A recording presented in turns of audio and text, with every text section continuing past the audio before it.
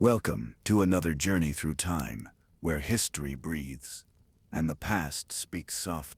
In this story, we invite you to pause, to listen, and to remember. Because some empires do not fade. They whisper long after they fall. Let us begin. Chapter 1. The Cradle of an Empire. In the crucible of time, where mountains blend with legends, and the dust of ancient roads preserves the whispers of vanished empires, there is a story that began like so many others, with a group of men, an uncertain dream, and the long murmur of centuries preparing their arrival. It was not a sudden awakening, nor a thunderous eruption into the annals of history, but rather a slow heartbeat that, with each generation, grew stronger, deeper, more inevitable. Thus was born what the world would one day come to know as the Ottoman Empire. But before the golden domes of Istanbul, before the red carpets unrolled for powerful sultans, before the diplomatic treaties and armies that made continents tremble, there was silence. The silence of arid plains, the silence of nomadic peoples crossing the steppes, unaware that their wandering was planting the seed of an age.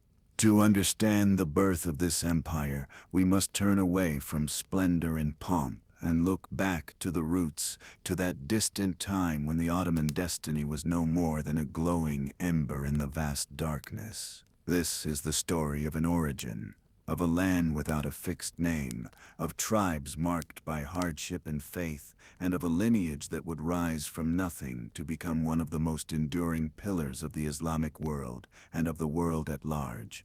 Let us go back, then, long before the year 1299. Long before a leader named Osman declared his independence from the Seljuks. There were already signs, already footsteps leading, though unknowingly, toward an imperial future. In the 13th century, the world was a seething cauldron of kingdoms, religions, and conflicts. In the heart of Asia, Mongol hordes swept forth like an unleashed storm. The Turkic peoples, native to the vast steppes of Central Asia, lived a migratory existence, shaped by cycles of settlement and exile. They were nomads, yes, but also warriors, artisans, dreamers. They had embraced Islam centuries earlier, but their Islam was a syncretic tapestry woven with ancient Tengris beliefs, spirits of the land, and a reverence for ancestors that still survived in their ritual. The Oghuz Turks, one of the most prominent branches of this mosaic, were driven westward by Mongol pressure and their own search for sustenance and safety. Among them, a minor tribe, with no resounding name nor notable riches, led by a man named Suleiman Shah, crossed the Euphrates in search of refuge. His descendants would settle in Anatolia, on the fringes of the crumbling Seljuk Sultanate of Rum, a fragmented territory torn by internal strife and under constant threat of external invasion. It was here, in this corner between Byzantium and the Islamic world, between Orthodox Christendom and expanding Islam, that the spark found its bed of straw. In these margins of civilization, where few bet on stability, the Ottoman seed took root. Ertuğrul, son of Süleyman Shah, led his people with a blend of pragmatism, bravery, and vision. He did not found an empire, but he sowed the conditions. He established good relations with the Seljuks, fought the Byzantines when necessary, and seized power vacuums to secure land for his tribe. He was rewarded with the fief of Sogod, a small but strategic territory on the border between worlds. There, his clan began to settle, to build, to dream. And it was his son, Osman, who would inherit that legacy with a flame in his eyes. In his youth, Osman saw no walls. He saw roads. He saw no borders. He saw horizons waiting to be claimed. Within his soul coexisted tribal duty, Islamic faith, and an ambition many mistook for youthful audacity. But time would show it was not mere enthusiasm, it was vision. The stories tell, wrapped in myth, sung by poets, glorified by Ottoman chroniclers, centuries later, that Osman had a dream. In it, a giant tree sprang from his chest, spreading its branches across the world, casting shade over kingdoms and peoples of all lands. Beside him, a wise sheikh interpreted the dream. You and your descendants will rule over a vast land. And while modern historians may view these tales with skepticism, the power of a dream among believing nomads was as real as a sword.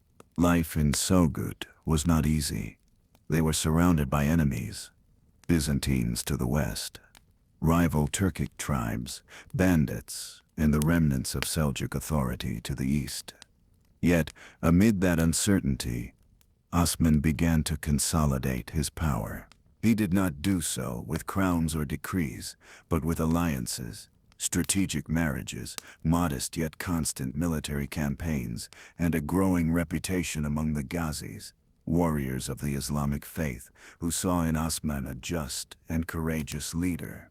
The title of Bede tribal chief did not yet carry the weight of a sultan or emperor, but Osman bore it with a dignity that transcended labels.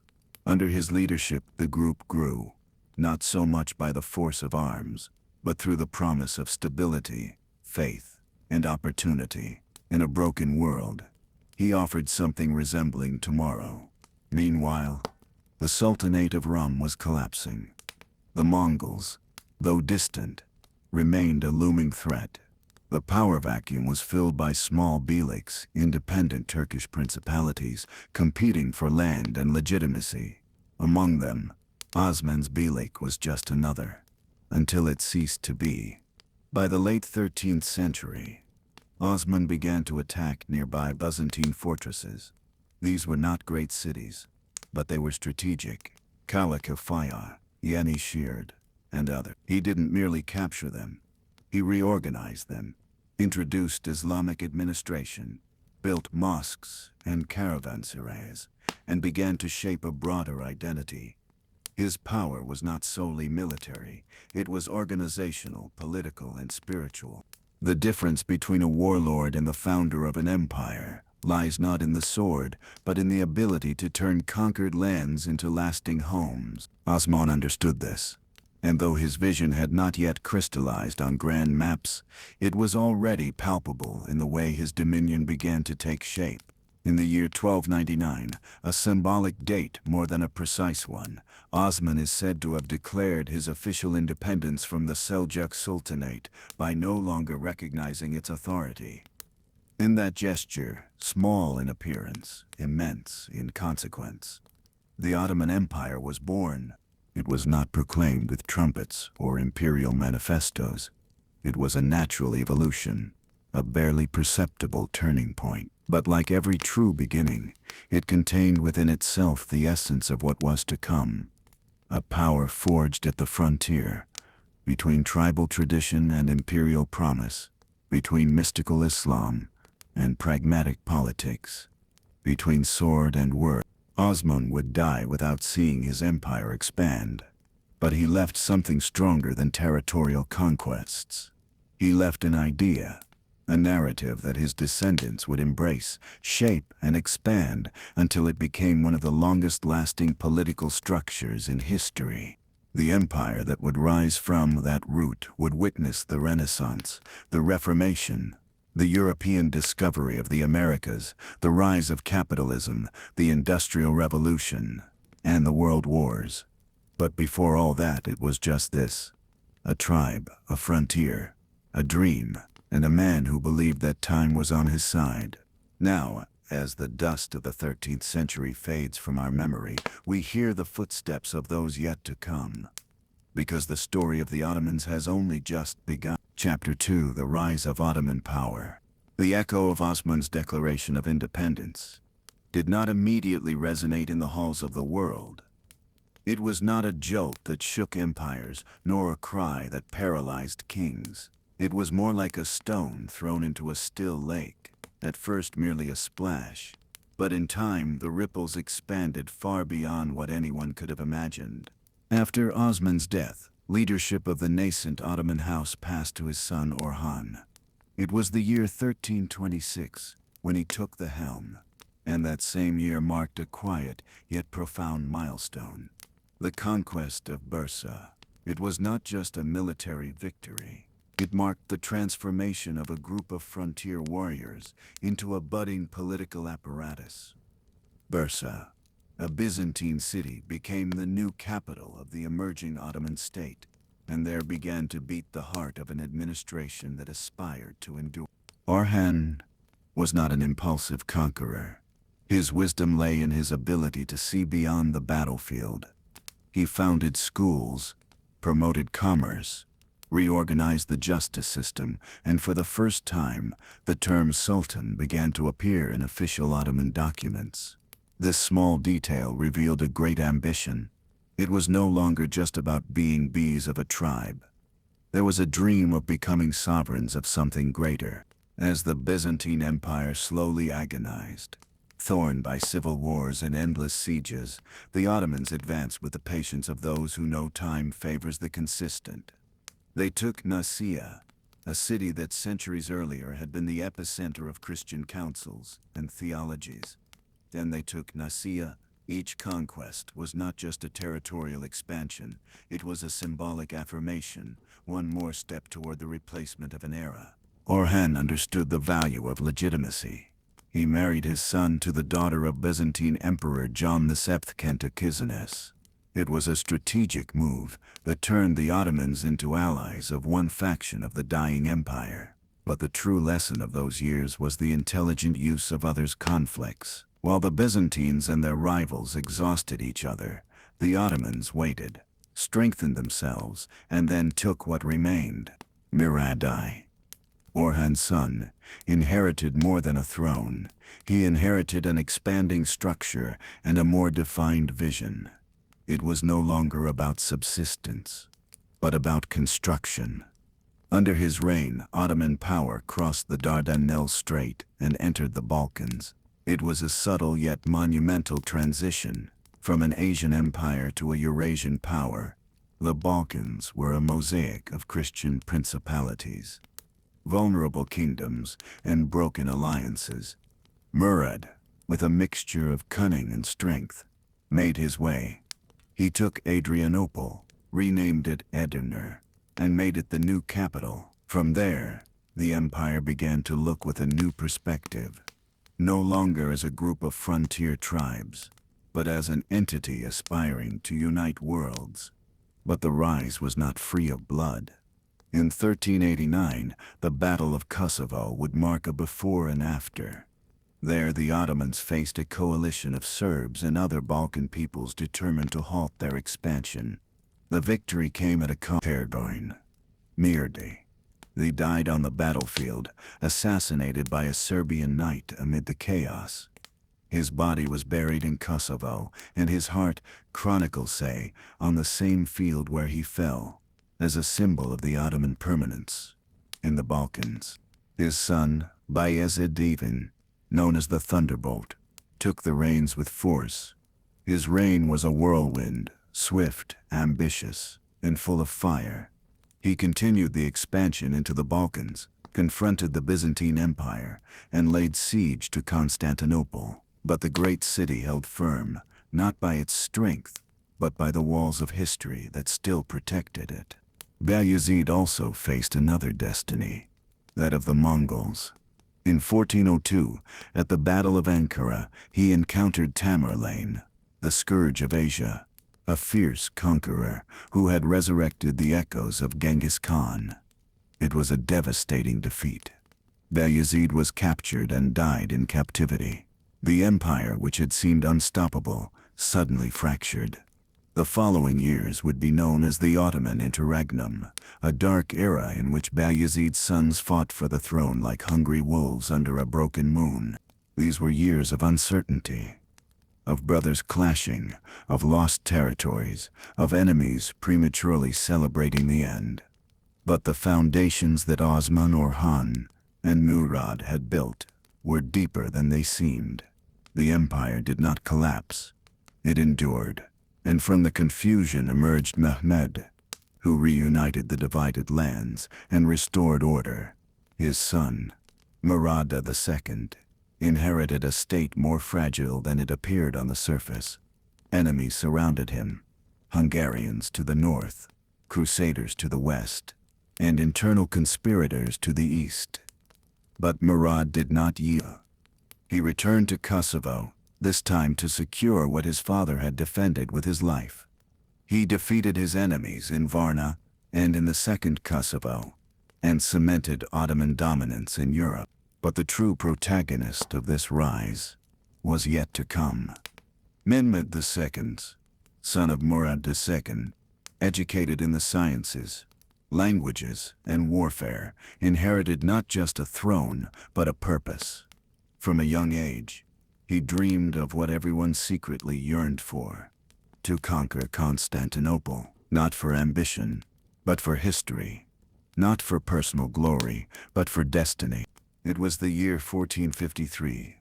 Constantinople, the queen of cities, which had withstood centuries of sieges, was isolated, aged, surrounded by a sea of change. Mehmed, barely 21 years old, led a robust army, with cannons designed by Hungarian engineers, with fleets that crossed over land to bypass defensive chains, and with the conviction that he was the rightful heir of Rome. For weeks, cannons thundered against the Theodosian walls, those that had protected the city for over 1,000 years. The defenders fought valiantly, with faith and desperation. But the world they represented was slowly fading. On May 29, the walls gave way. Ottoman troops stormed in, and Constantinople fell. It was not merely a military conquest. It was a cosmic event in the consciousness of East and West. It marked the end of the Middle Ages for many. It was the beginning of a new era. Mehmed entered the city not as a pillager, but as a visionary. He allowed freedom of worship. He rebuilt. He reorganized. And he renamed the city Istanbul. Though that name would take time to be fully embraced, he made it the capital of an empire that was now more than a warrior state. It was a political, cultural, and spiritual organism. Thus concluded the Ottoman ascent. From a tribal group in Sogut to the capture of Constantinople. From the plains of Anatolia to the golden domes of the city that had been Byzantium. Along that journey, an identity had been forged. A synthesis between the Islamic world and the Roman legacy, a structure of power that would learn to adapt, integrate, and withstand the passage of centuries. But this is not yet the moment of the empire's zenith. The splendor of Suleiman is still to come. The palace tales, the intrigues, the love and blood, the expansion into Africa and Arabia, the Battle of Lepanto, the shadows of Vienna, the wisdom of the Ulemas, and the music of the Ney, echoing in the courtyards of Topkapi. Centuries of glory and contradiction still lie ahead. And yet, all of that was already contained. In Germ, in Mehmed's passage through the shattered gates of Constantinople, there in that moment suspended between worlds, the true face of the empire was revealed. Ambitious, tolerant, fierce, refined, ephemeral and eternal at once. Because empires, after all, are not born on maps. They are born in decisions, in silences, in dreams repeated generation after generation, until someone dares to make them real. And so the Ottoman Empire, scarcely a century and a half old, ceased to be a mere state. It became a civilization. Chapter 3: The Conquest of Constantinople and the Era of Mehmed II. The wind that blew in the spring of 1453 was not the same that stirred the fields of Anatolia. It was a dense wind, heavy with centuries, as if time itself had paused to witness something that occurs only once in an age. Constantinople, the jewel of empires, the hinge between East and West, the city that had resisted wars, crusades, plagues, and earthquakes, stood at the threshold of its final breath. But unlike a common death, hers would be a transformation, because what many saw as a fall, others would see as a resurrection. The young Ottoman Sultan, leading his armies toward the great city, was barely 21 years old. His name was Mehmed, and though still young by the standards of men, His eyes held the depth of centuries. He was no ordinary warrior.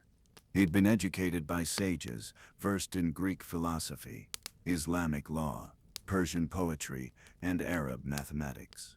He read in Arabic, Persian, Greek, and Latin.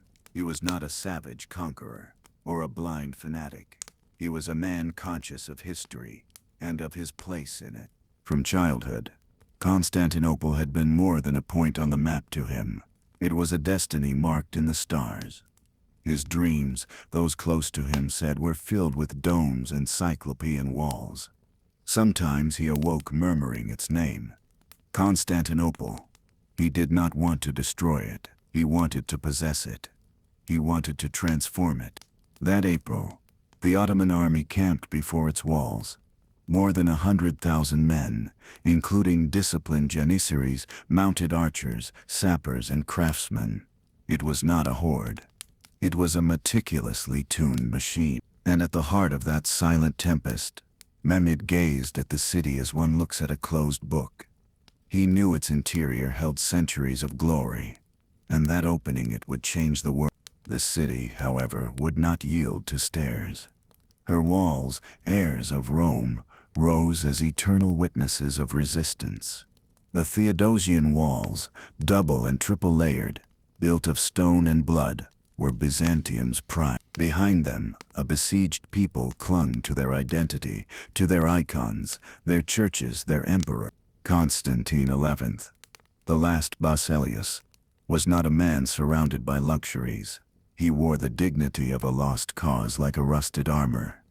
He knew the empire he defended was a shadow of what it had been, but he also knew that shadow was sacred to many. His duty was not to win, it was to resist, even when defeat was inevitable. For weeks, the Ottoman cannons roared against the stone. Those colossal devices, designed by a Hungarian engineer named Urban, hurled stones that shook the earth upon impact. There were no cannons like them in the world. Mehmed knew that spears and arrows were not enough to bring down an ancient world. A new weapon was needed. A new era.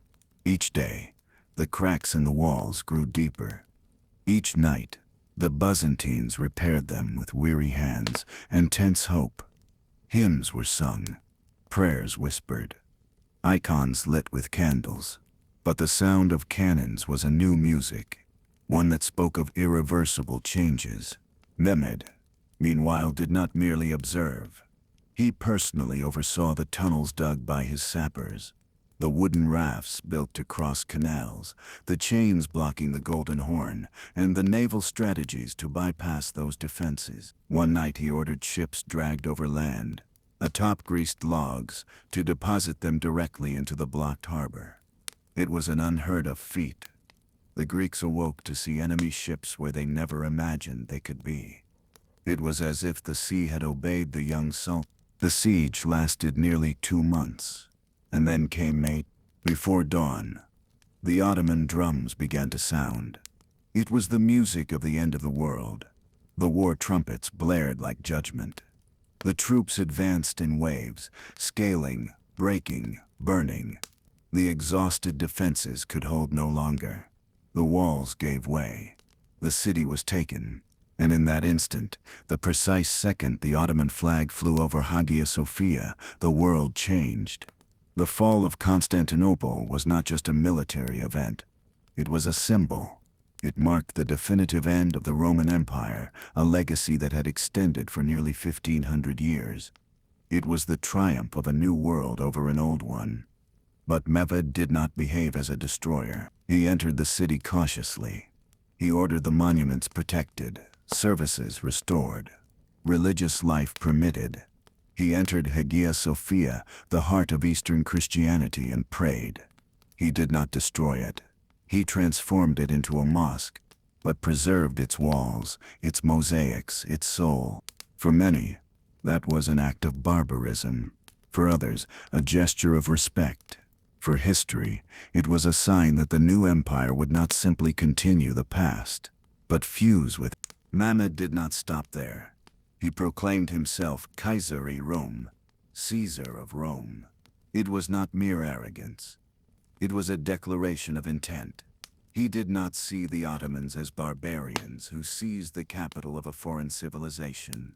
He saw himself as the legitimate heir of that civilization, and in many ways, he was. He reorganized Istanbul, attracting Jews, Christians, Muslims, merchants, artisans, poets, and scholars.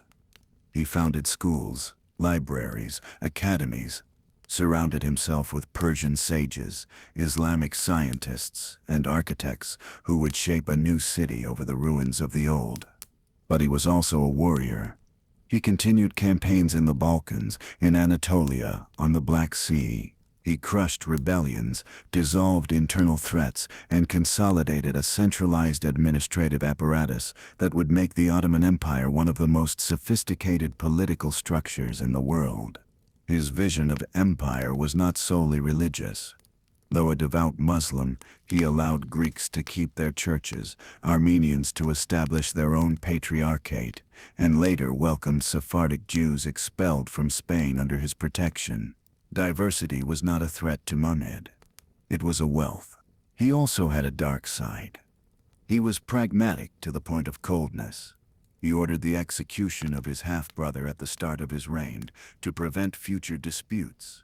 He created laws that institutionalized such acts, allowing future sultans to do the same for the sake of state stability. It was reason of state above blood. A painful logic, but one that ensured continuity. He died in 1481, at the age of 49. His body was buried in Istanbul, in a tomb, simple compared to his legacy, but his shadow continued to grow. He was called the Conqueror, and rightly so, but he was also an architect of empires, a visionary of balance, a man who understood that to govern was more than to impose, it was to absorb, synthesize, and project. The era of Mehmed II was not merely a peak, it was a crossroads. After him, the empire would no longer be just an expanding dream.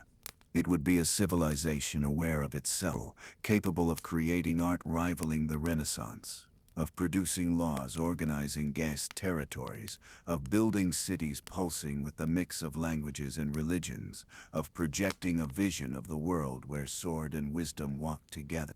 And yet, it all began with a young man of intense gaze, who in the still of night read ancient maps and recited verses of forgotten poets, dreaming of a city that had resisted everything except him.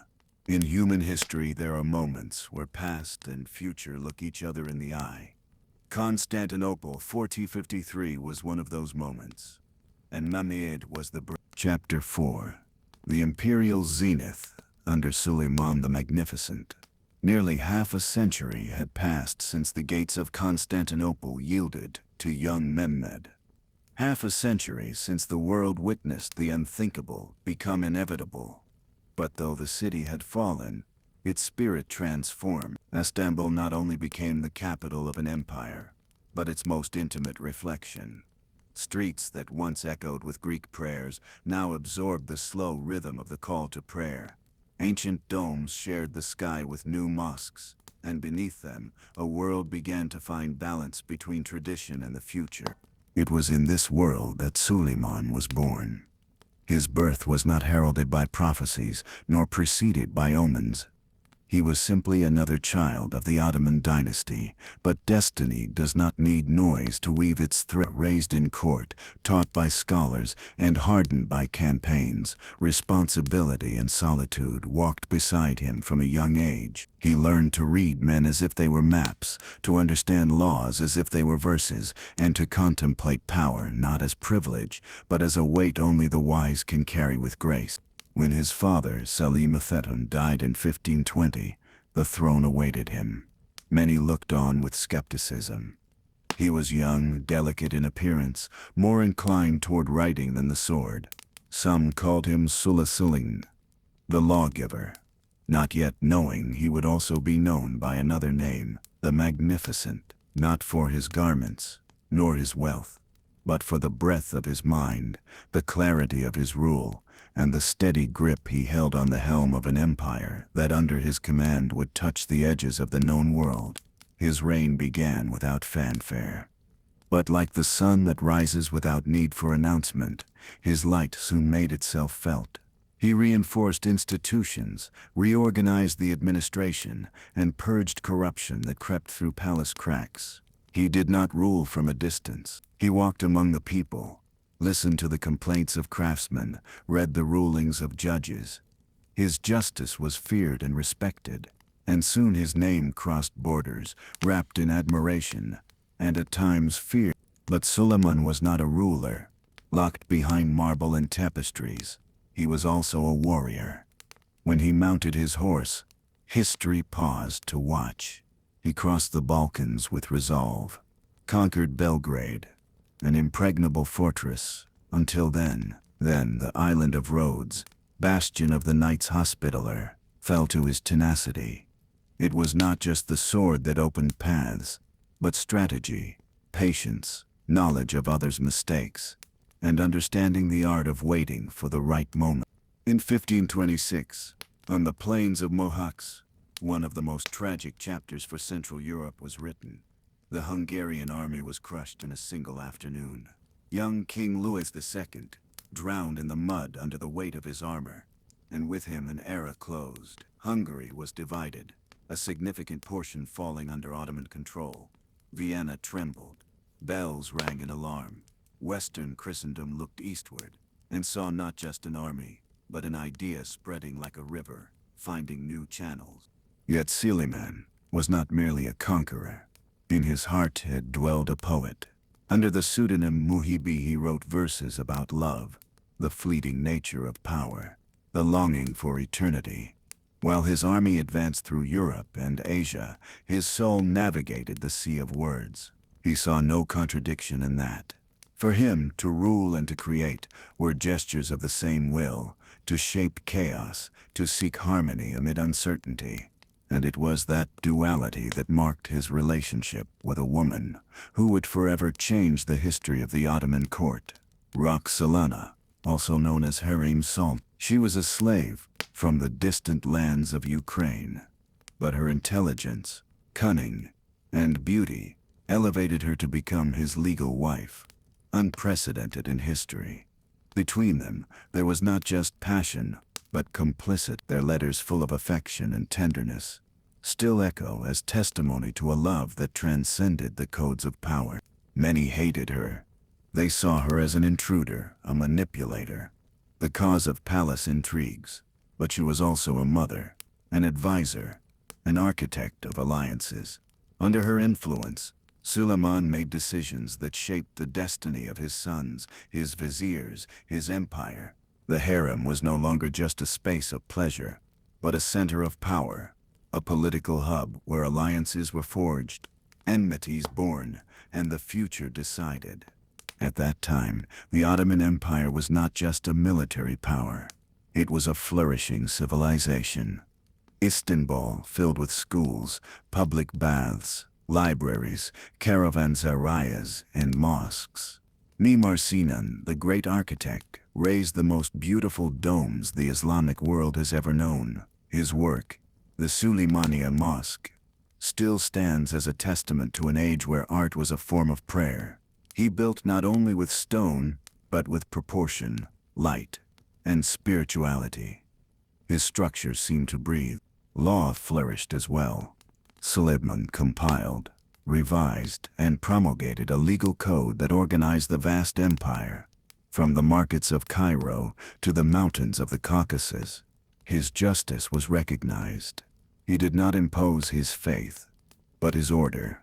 Diversity, to him, was part of the imperial fabric. Jews, Christians, and Muslims lived under his mantle, each with their rights, their taxes, their place in the Ottoman mosaic. It was not modern equality, but functional coexistence. Meanwhile, foreign relations were treated with equal depth. Suleiman did not see Europe as a single enemy, but as a collection of moving parts. He made pacts with France, exchanged ambassadors, established treaties that defied the religious logic of the time. While some in the West saw him as a threat, others saw him as a balance against the power of the Holy Roman Empire. And yet, nothing is eternal. As the years passed, the weight of decisions grew heavier. Palace intrigues intensified. Suleiman, once energetic, became more contemplative. His love for Hurrem remained, but the deaths of friends, sons, allies, and enemies cast a shadow over his face. His eldest son, Mustafa, beloved by the army and the people, was accused of conspiring against him. In a harrowing act, Suleiman ordered his execution. The pain of that day, they say, never left him. It is said Mustafa uttered no complaint, only looked into his father's eyes until the final moment. Some wrote that was the day the Sultan ceased to be a man and became a sorrowful legend. Hurrem died not long after, and with her, a part of Suleiman's soul. His final years were quiet, more contemplative than active, and yet he still led campaigns. At 70, he departed for Hungary to lead what would be his last war. He died on the battlefield, without glory, without banners, without songs, alone in his tent, while history moved on. But his legacy did not die with him. At that moment, the Ottoman Empire was one of the world's most extensive powers, from the Danube to the Tigris, from the mountains of Persia to the coasts of the Maghreb. His laws ruled, his caravans crossed deserts, his architects drew plans, his poets wove verses, and his scholars meditated under the glow of hanging lamps. Suleiman was not perfect. No ruler is. But his balance between power and wisdom, between justice and expansion, between the sword and the pen, placed him in a rare place in history, among those who not only reigned, but marked an era with their spirit. And so, as the world turned and seasons changed, Suleiman's shadow continued to fall upon the walls of Istanbul, not as a ghost, but as a wisp, like an ancient melody still audible. If one walks silently through the stone streets, among the domes that touch the sky, and lets the wind tell, with a soft voice, the story of a man who, without seeking it, became eternal. Chapter 5. Daily Life, Culture, and Religion Within the Empire. While the maps of the world changed hands, and borders were drawn and erased like lines in the sand, life within the Ottoman Empire continued its course. Not every story is told through battles, not every empire is defined by its wars. There is another story, quieter, more intimate, less written and more lived.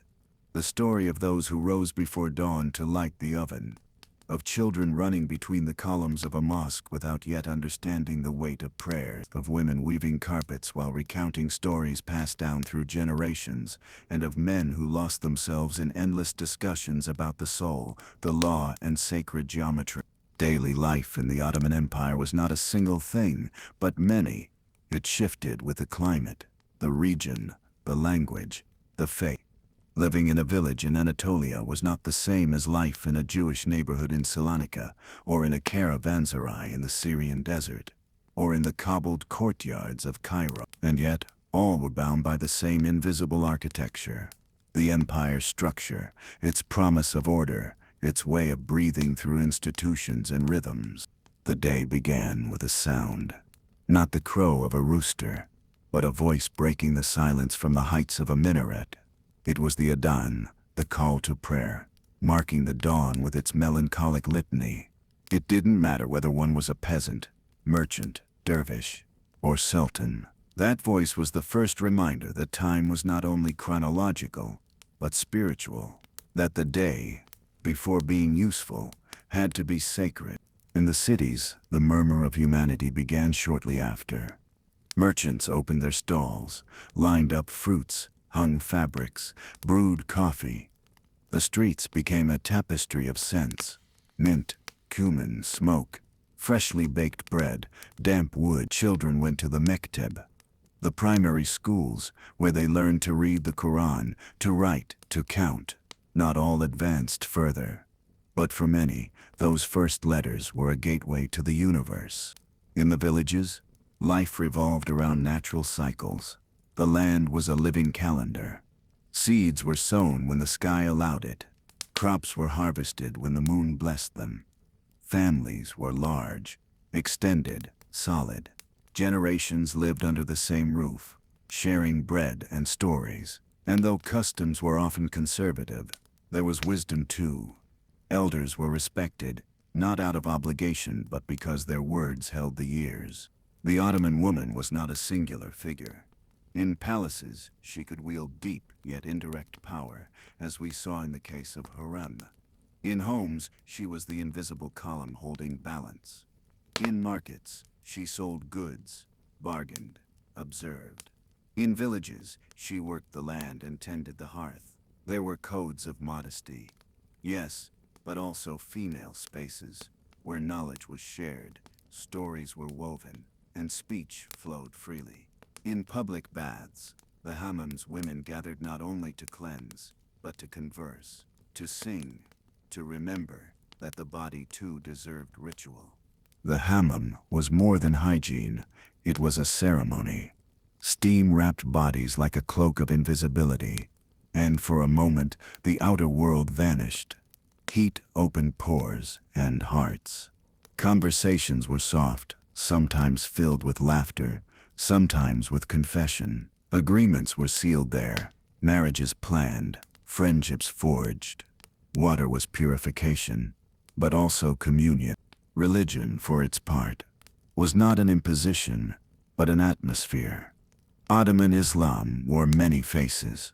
In cities it followed more structured orthodoxy, but in rural areas, Sufism spread its roots gently. The tekkes, Sufi lodges, were shelters for the soul. There, dervishes spun in silence, dancing with closed eyes, seeking in rotation the reflection of the universe. They sought not answers but presence. They didn't proclaim dogmas, but recited poetry.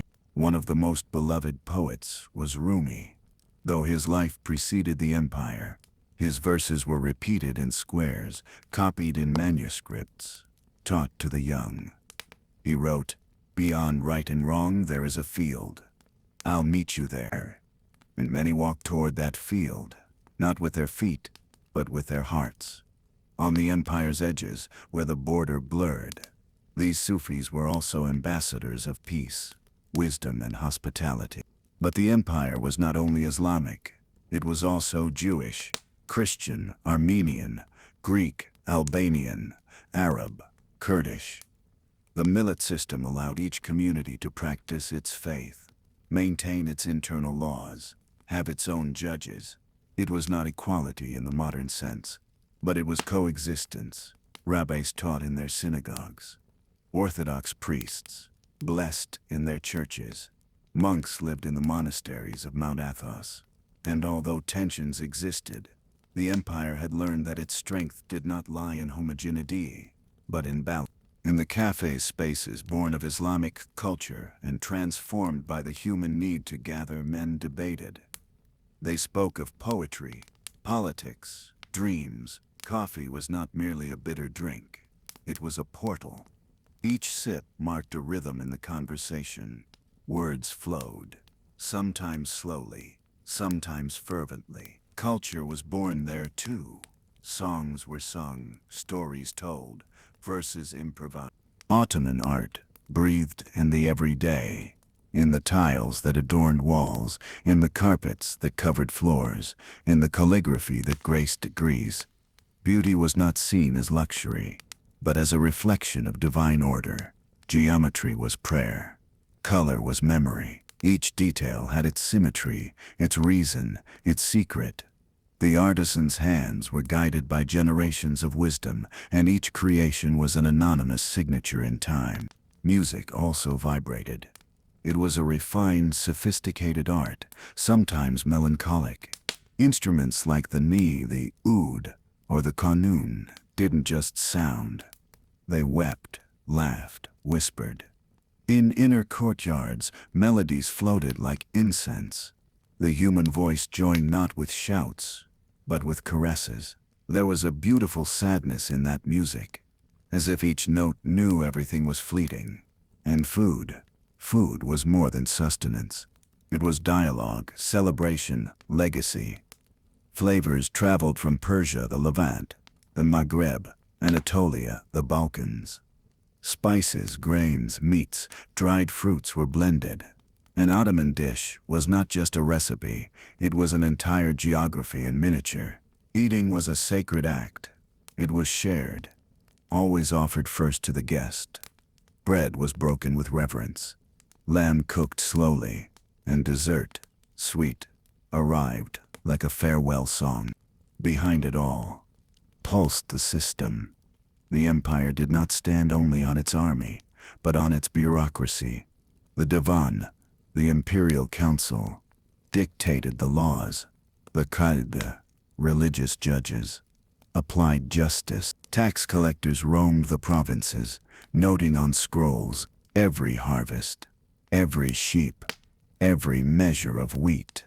There were census, rotes, permits, seals. It was not only a world of spirituality, it was also a complex machine, allowing millions to live under one banner without collapse. In palaces, life was different, more controlled, more ceremonial. But even there, time had its rhythm. Concubines learned poetry, dance, religion. Princes were educated in theology, politics, and war. Gardens were tended with devotion. Fountains whispered stories. The walls held not only luxury, but solitude. To be part of the court was not a privilege without cracks. It also meant being watched by the eyes of destiny. And so, day by day, season by season, century by century, daily life in the Ottoman Empire was thread, stone, voice, prayer. It was pain and beauty, routine and revelation. An empire is not only its army, nor its sultan, nor its conquests. It is also the hand that needs, the child that asks, the elder who remembers. It is time contained in the gaze of those who never wrote history, but lived. They, the invisible ones of the tale, those who left no name but left a mark, were the true body of the empire. And while thrones changed and maps were redrawn, they kept alive the essence of something that was far more than political power. It was a way of inhabiting the world, with faith, with art, with slowness, with depth. And if one closes their eyes, they can still hear the murmur of that world, the sound of footsteps on ancient stone, a voice singing a forgotten melody, the whisper of a nay that still floats like the breath of an empire that, though long gone, still lingers in the corners where history dares to remember. Chapter 6: Wars, Diplomacy, and Expansion into Europe, Asia, and Africa.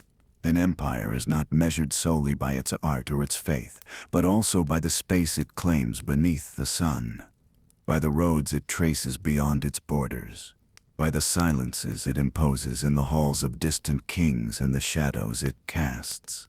Even in lands where its banner never flew, the Ottoman Empire, from its earliest steps to its centuries of maturity, was many things at once: a home, a promise, a system, and also a river seeking new channels.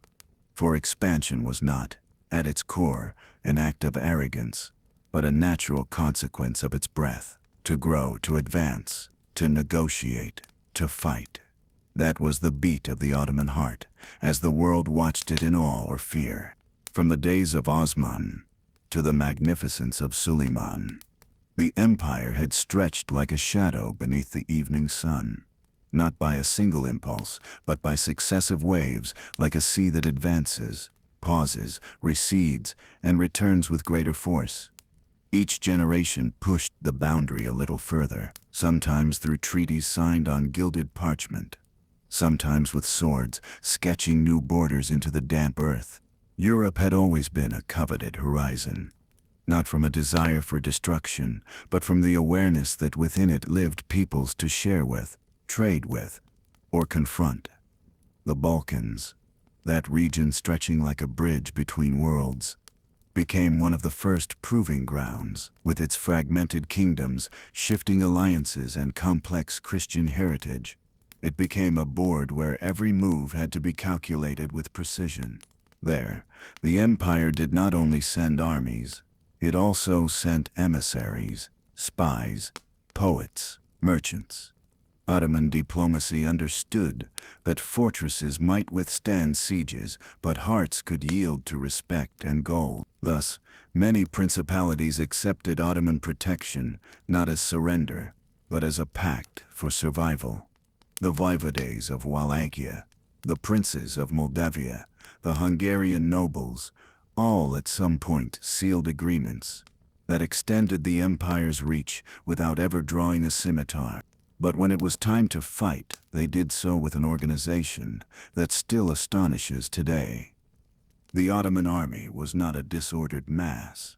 It was a disciplined, hierarchical, and diverse structure. The Janissaries, sons of Christian peasants, converted to Islam through the Devshirme system, were its core. Raised away from their families, educated to obey only the Sultan, they became a feared elite. They fought not for land or plunder, but out of loyalty. For many, they were a living contradiction.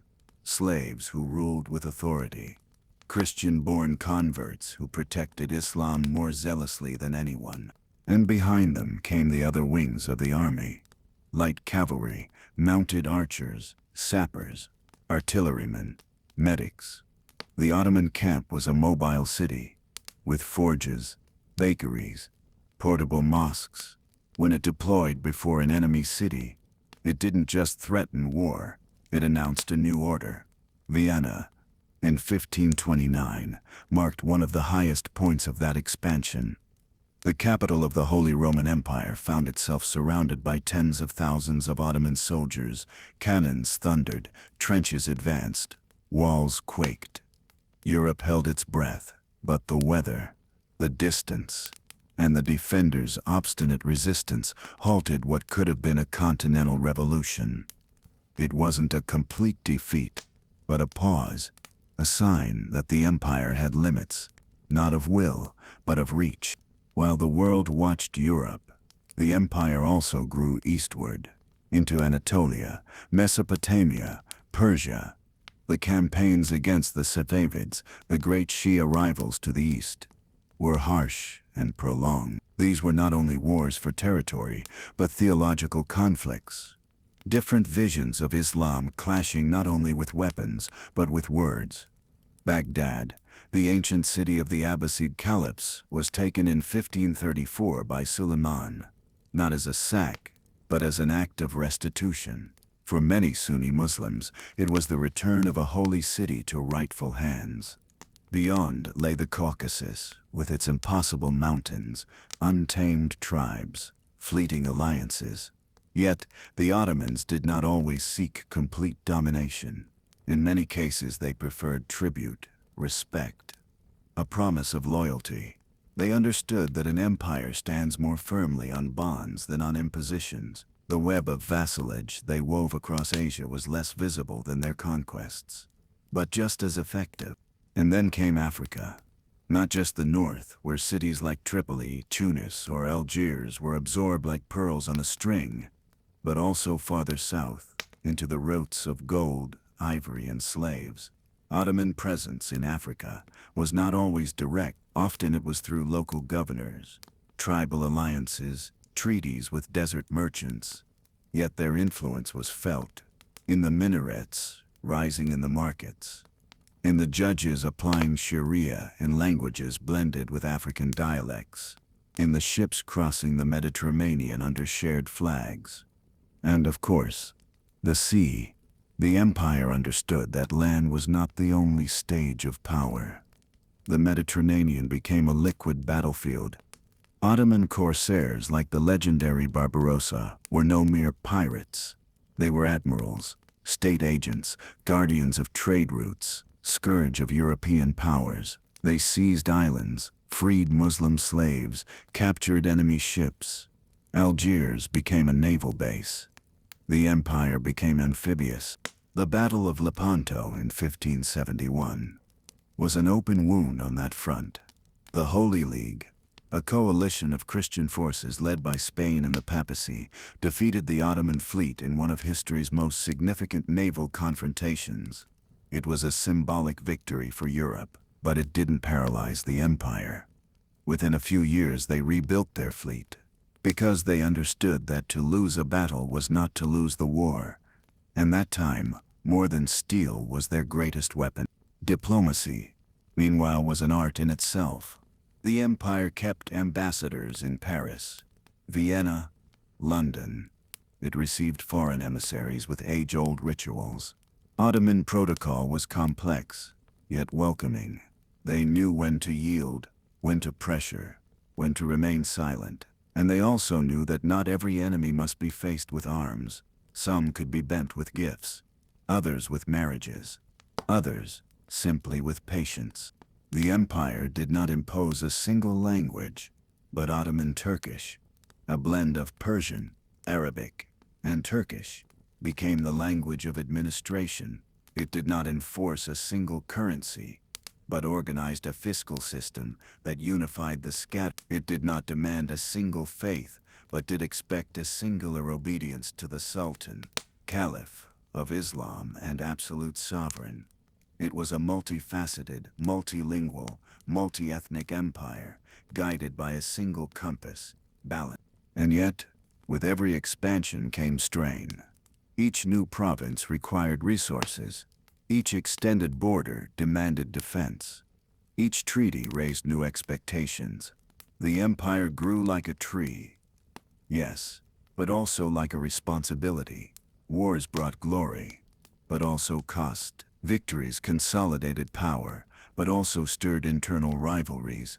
And still, for centuries, the Ottomans maintained that subtle dance between strength and flexibility, not solely because of their army or their wealth, but because of their deep understanding of politics as art, of history as process, of power as balance. They walked through Europe without destroying it, touched Asia without losing themselves within it, sank into Africa without extinguishing its breath. And in each place they left something behind. An architecture, a word, a rhythm, a way of being in the world. Because in the end, Ottoman expansion was not just a geographic fact. It was an expression of their soul, of that ancestral impulse to understand the world, to inhabit it, to give shape to the many without erasing them, a gesture that beyond conquest was also an invitation to coexist, to listen, to imagine, and though time would extract its price, as it does with all empires during those centuries of expansion, the Ottoman Empire did more than grow. It taught that power can be vast without being blind, that strength can have a human face, and that, amidst the thunder of war, one can still hear the whisper of diplomacy, the poet's voice, the breath of the world. Chapter 7. The slow decline in the centuries of internal struggle. Every empire, no matter how vast, wise, or harmonious it may seem, carries within itself the seeds of its own weariness. It is not the enemy's sword that first drains its greatness, but the silence of cracks that open slowly without announcement, without explosion. And so it was with the Ottoman Empire. A colossus that for centuries walked among continents, spoke in many tongues, and prayed to one God with 1,000 different voices. But even giants, if they fail to listen to the whisper of their weary bones, end up staggering. There was no sudden collapse. No catastrophe buried it in a single day. The Ottoman decline was, rather, a long night that stretched out slowly, like a shadow slipping through the cracks unnoticed. It was the echo of splendor that still shone, but whose flame had begun to dim from within. The empire remained expansive, remained respected, even feared, but something inside no longer pulsed with the same force. After the reign of Suleiman the Magnificent, the Ottoman throne began to resemble more a stage than a helm. Most of the sultans who followed were young, Inexperienced or weakened by years of isolation in the so-called caves, those golden cages within the palace where princes waited for their turn on the throne, cut off from the world, there they grew like shadows, surrounded by courtiers, detached from reality, wrapped in luxury and suspicion. And when their moment finally arrived, many were already victims of their confinement, unprepared, without vision, lacking the mettle of their ancestors. Power then began to drift toward other centers. The Sultan's mothers, the Valid sons, took on prominent roles in politics. Some, like Kosim or Turhan, were extraordinary figures, intelligent, strategic, capable of managing the empire from behind the scenes. But others merely surrounded themselves with intrigue, favoritism, and alliances that further fractured an already weakened system. The harem, once a place of refinement and discreet power, became a maze of interest that rather than enriching the empire, only confused it. The janissaries, once the disciplined heart of the army, began to change. They were no longer loyal orphans raised to serve the Sultan. Now their positions were inherited, bought, manipulated. They became a political force in their own right, capable of crowning and deposing sultans, demanding wages, revolting when ignored. Their loyalty was no longer unconditional. It was a coin easily lost. Those who once upheld order sometimes became the agents of chaos. In the provinces, governors acted with increasing autonomy. They collected taxes but diverted funds, administered justice but by their own rules. Communication with the center grew slow, distrustful, irregular. And though the imperial facade remained upright, within it multiplied invisible kingdoms. The countryside fell into poverty. Trade routes were raided, the currency devalued. Land, once fertile and organized, groaned under the weight of a structure that no longer responded effectively. Meanwhile, the world was changing. Europe entered its modern age. The printing press, rejected by the Ottomans for centuries, was transforming knowledge in the West. Universities flourished. Science awakened. Navigation broke horizons. Spain, Portugal, France, England, all began to weave a new order, one where the sea held more power than the land, and commerce began to surpass lineage. The Ottoman Empire, for its part, viewed these changes with suspicion. Its scholars debated whether the new sciences threatened the faith. Its conservative ulama restricted the circulation of books. Its administrators feared the chaos of the unknown. Tradition was protected, yes, but so were doors closed that perhaps should never have been shut. And yet, not all was darkness. Even in the centuries of decline, sparks of brilliance flared. Reformers tried to change the machinery without destroying it. Sultans like Ahmed III embraced art, architecture, logo with Europe. The so-called tulip era was brief but beautiful. Gardens were planted, books printed, salons held where languages, styles, and perfumes mingled. But that joy was cut short by internal rebellions. The Janissaries, ever watchful, rose up against what they did not understand or could not control. The reforms were undone, the lights dimmed, and the empire returned to its slow, heavy, weary march. Wars in this era were no longer glorious campaigns. They were defenses. They were retreats. They were forced negotiations. The Russian Empire became a constant rival, pressing for control of the Black Sea, for routes into the Caucasus, for influence over Slavic and Orthodox peoples. Austria, to the west, also sought expansion. The Austro-Ottoman Wars followed, sometimes with victories, sometimes with losses, but always with exhaustion. Defeats began to accumulate. The Battle of Vienna in 1683 was a turning point. The siege failed. Ottoman troops were expelled.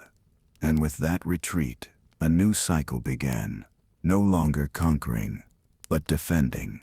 No longer advancing, but surviving. The loss of Hungary, Transylvania, Belgrade, each was a constant reminder that the empire no longer dictated the rules of the game. Reforms, when attempted, came too late. The Tanzimat of the 19th century was an effort at deep modernization. A constitution was proclaimed. The legal system was reorganized. European codes were adopted. Administration was secularized. But every step was met with resistance. Bureaucrats balked. The ulema distrusted. The people confused, wavered between nostalgia for the past and fear of the present. European powers, for their part, began to see the Ottoman Empire not as a rival but as an invalid. The sick man of Europe, they called it. A massive body still breathing, but no longer walking on its own. Every decision was scrutinized by foreign consuls. Every internal conflict became an excuse for intervention. The independence of Greece, the uprisings in the Balkans, the tensions in Egypt, all part of a slow unraveling like fabric fraying beyond repair. And yet, the people kept living. In the streets of Istanbul, cafes remained full. Artisans continued carving, weaving, singing. Elders still told stories of better times. Children still learned the Quran. Women still looked out over the Bosphorus with the same old melancholy. For even as the empire weakened, life went on. That, perhaps, was the most human trait of the Ottoman decline. Its dignity. It was not a surrender. It was a quiet resistance. A way of maintaining composure even as the ground trembled beneath one's feet. For they knew that an empire may fall, but its story remains, and centuries are not erased by decree, nor treaty, nor revolution. So the Ottoman Empire moved toward its twilight. Not with a crash, not with collapse, but by slipping into its end, like an old man who, after having lived it all, lies back to remember. And in that memory, in that heartbeat that still echoes among ruins, something refuses to die. The idea of a world where power and poetry, sword and pen, faith and diversity coexisted for centuries, creating not just a state, but a civilization. Chapter 8. The Fall of the Empire and the Birth of Modern Turkey. There was a strange stillness over Istanbul at the dawn of the 20th century.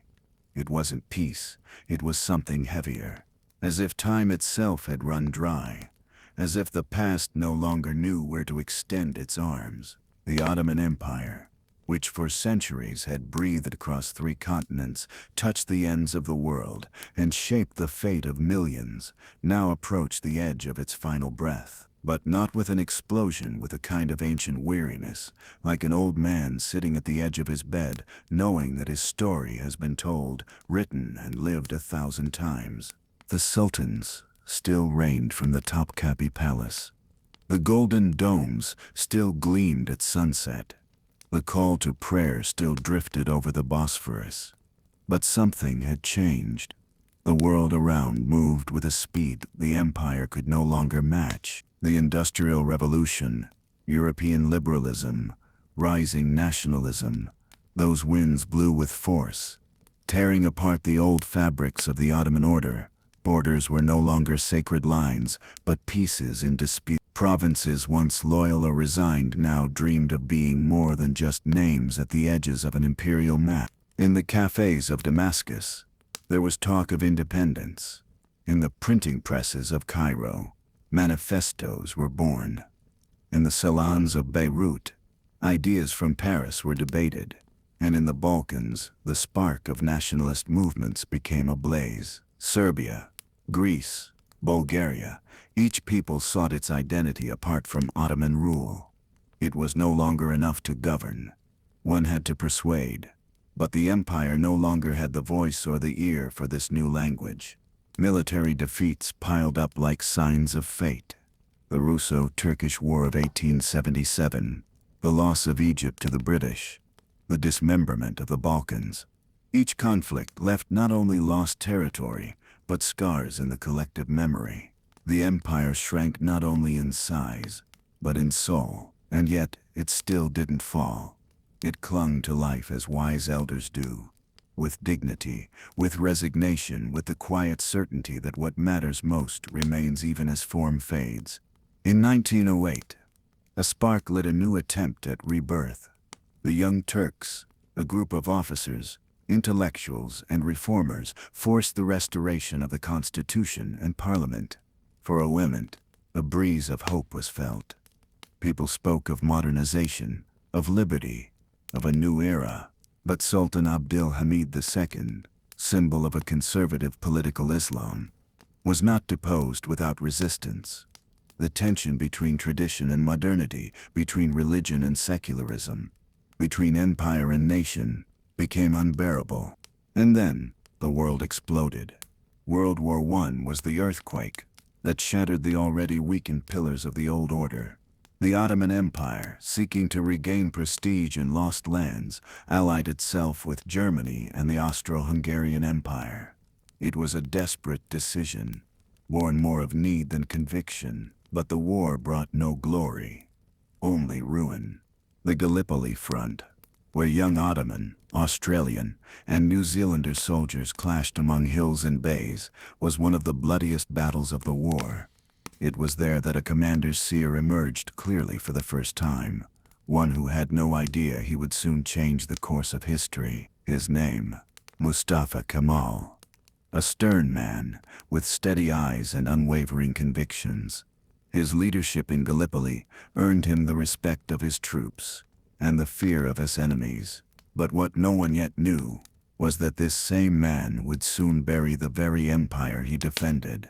The war ended in defeat. The victorious powers, through the Treaty of Sèvres, sought to carve up what remained of the empire. Armenia to the east, Kurdistan to the southeast, Greece occupying Izmir, France and Britain dividing Syria, Iraq and Palestine. Even Istanbul, the sacred capital, was occupied by foreign troops.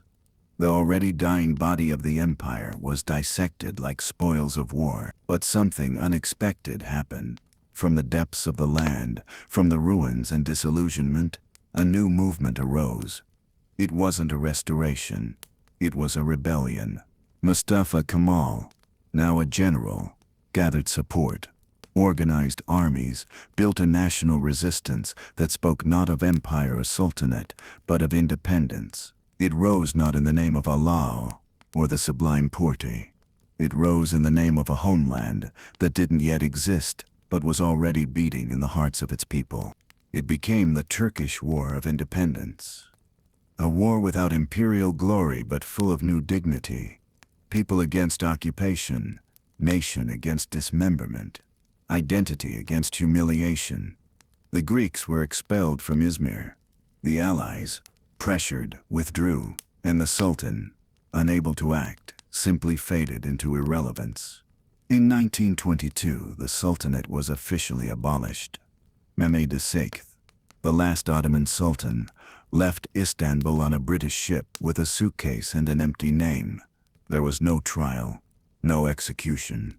Just a long silence, like the closing of a book whose pages no one dares to reread. A year later, in 1923, the Republic of Turkey was born, and leading it, Mustafa Kemal, now known as Atatürk, the father of the Turks. It was the end, and it was the beginning. Modern Turkey was not a continuation of the empire. It was its negation. The Arabic script was replaced with the Latin alphabet.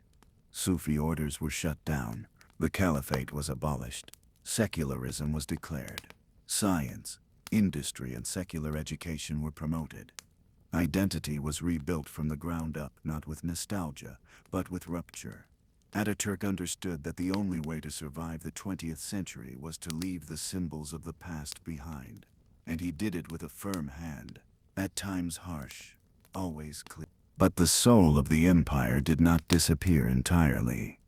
It survived in the streets, in the faces, in the words, in grandparents who still remembered prayers in Arabic, in songs that spoke of lost lands, in mosques, still marking time with their call, in the ruins, still standing among mountains and hills, in the nostalgia that even amid modernity never truly left. Turkey, the new nation, stepped decisively toward modernization.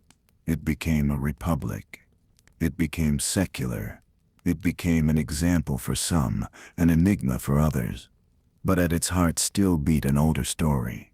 A story that could never be fully erased, because it had been lived by millions for centuries.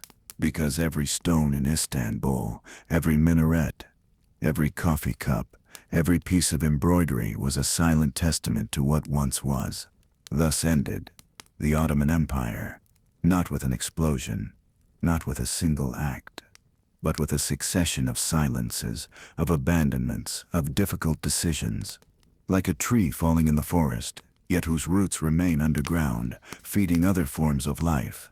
And in the face of Atatürk, still printed on banknotes, in statues, in schools, not only is the image of the founder of Turkey preserved, also his gaze of someone who knew when to let the old die so the new could be born.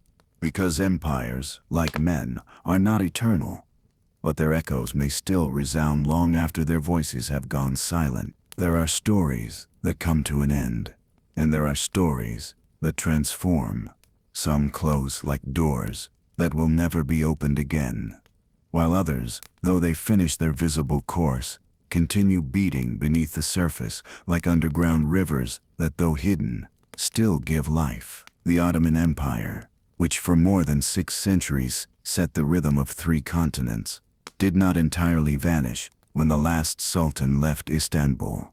Its political body died. Yes, but its spirit, its imprint, its echo, still lives on in the stones, in the words, in the souls of those who inhabited it, resisted it, celebrated it, or transformed it. It is easy to speak of power, of wars, of conquests. It is easy to draw maps, recount battles, name dates. But an empire is much more than what the history books tell us. An empire is also the silence of a father, returning from the fields, the song of a mother, on the doorstep, the prayer that floats at dawn, the bread shared in the midst of uncertainty. The Ottoman Empire was not only a state, it was a universe woven by millions of lives, many of whom never learned to write their names, but without whom nothing would have been possible. For centuries, the empire was a meeting point. There, Persian caravans embraced Mediterranean galleys. There, the ideas of Greece met the wisdom of India. Arabic verses danced with Balkan songs, Byzantine art merged with Islamic geometry. It was a crossroads, yes, but also a garden where differences not only coexisted, but flourished together. Sephardic Jews expelled from Europe found refuge in its cities. Orthodox Christians prayed for centuries in churches under the protection of the Sultan. Armenians, Kurds, Arabs, Greeks, Turks, all, to varying degrees, wove the same tapestry. That legacy of plurality, so difficult to sustain, and even harder to understand with modern eyes, was one of its deepest treasures. It was not perfect. It was not egalitarian.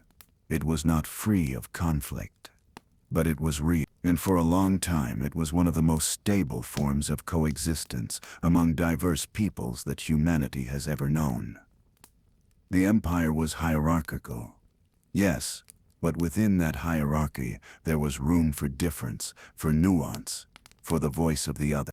In its art, its music, its architecture, that sacred mixture still breathes. The mosques designed by Mimar Sinan are not just temples, they are manifestations of an ideal. Order, proportion, beauty as a path to the divine. Every dome is a promise. Every courtyard, an invitation to silence. Every mosaic, a geometric poem.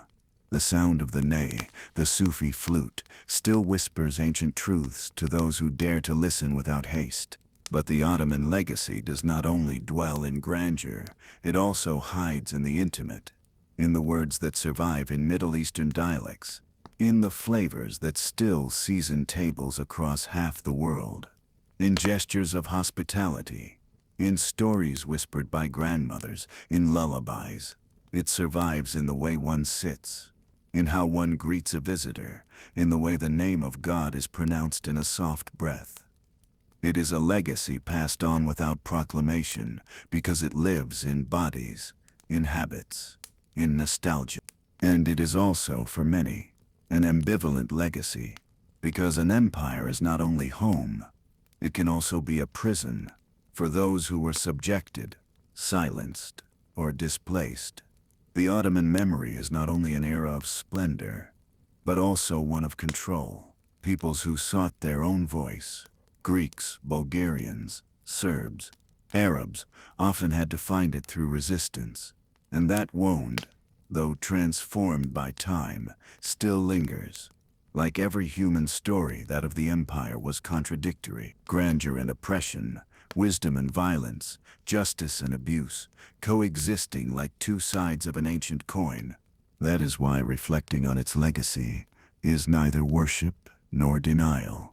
It is rather to look at it with open eyes, to understand that what once was cannot be repeated, but neither should it be forgotten. That within that empire lived both light and shadow, and that both teach us something. That there were wise sultans and cruel tyrants, just viziers and dark conspirators, brave warriors and corrupt bureaucrats, poets who sang of love, and soldiers who wielded swords without compassion. Because that is what we are, human beings trying to hold on to the unholdable, to reach for the unreachable, to preserve the ephemeral. And yet, despite everything, the Ottoman Empire left traces that time has not erased. In Istanbul, where ships still cross the Bosphorus as they have for centuries, one can close their eyes and feel the presence of all those who passed through there. The sighs of merchants counting coins under lamplight, the prayers that echoed against the walls of Hagia Sophia, the poems scribbled in the margins of a forgotten decree, the decisions made in the dim light of a palace, the farewells whispered at the steps of a mosque. All of it is still there, if one knows how to listen. Modern Turkey, forged among the empire's ruins, still carries part of that memory. It does not replicate it. It does not idealize it, but it acknowledges it. And beyond its borders, the Ottoman echo still resounds in Sarajevo and Damascus, in Jerusalem and Cairo and Baghdad, not as political nostalgia but as cultural resonance. A murmur that reminds us that once there was an order, imperfect but vast, that shaped a world which no longer exists, but which helped us understand the one we live in. Perhaps then, the true inheritance of the Ottoman Empire is not its size, nor its army, nor its laws. Perhaps it is its memory, its ability to remind us that humanity, even when organized into mighty structures, is made of invisible threads, of shared words, of transmitted songs, of accumulated dreams. One day, more than 6 centuries ago, a small tribe crossed the frontiers of Anatolia, led by a man named Osman. They didn't know they were founding an empire. They didn't know their footsteps would be remembered centuries later. They were simply walking, guided by their faith, by necessity, by vision. And today, after all that has happened, perhaps that image, the image of a group of men walking into the unknown, is the one that best represents what the Ottoman Empire truly was. A journey, a collective journey, full of uncertainty, beauty, and contradiction. A journey that, though it has ended, still speaks to us, because there are stories that do not repeat, but that do not die either. And there are empires that, though they no longer rule, still teach us, if we have the courage to listen, not only to their conquests, but also to their silences. And so, with this final narrated breath, we close the door on an ancient world. But in doing so, we do not forget it. We carry it with us, like a poem committed to memory, like a story held in the heart.